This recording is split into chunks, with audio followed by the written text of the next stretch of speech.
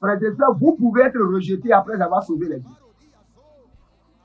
Ah, je reprends encore.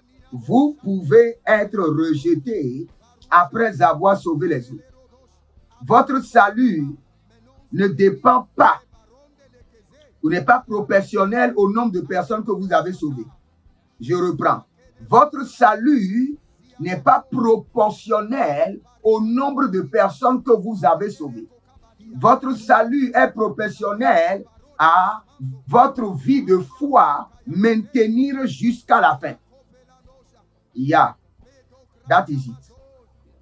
Je reprends.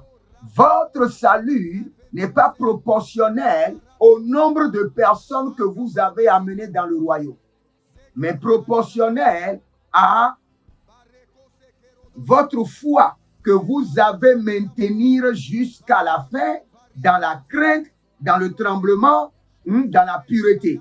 Alors, quiconque persévérera jusqu'à la fin aura la couronne de vie. Donc, pour avoir la couronne de vie, il faut maintenir l'identité du royaume, l'identité de Jésus-Christ de Nazareth, vaille que vaille, jusqu'à la fin. Il n'y a aucun champion à qui on pourrait dire que tu es un champion parce que tu as débuté la course. Oh, tu es champion parce que tu es venu au milieu de la course. Ah, tu es champion parce que tu t'es enregistré à la course.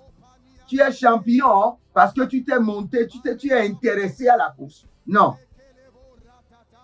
Tu maintiens la course, tu défies les situations et tu viens à la fin de la course.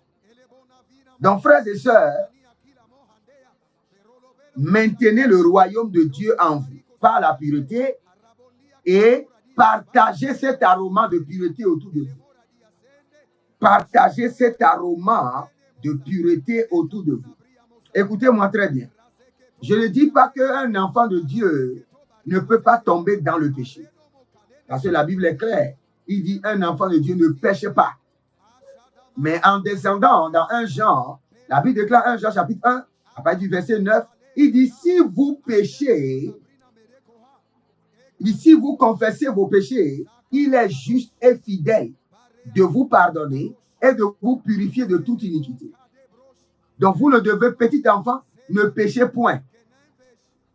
Donc vous ne devez pas pécher.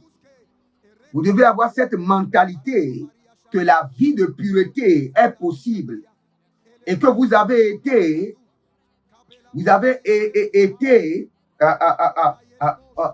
comment dirais-je, énergisé, vous avez été équipé pour maintenir cette vie.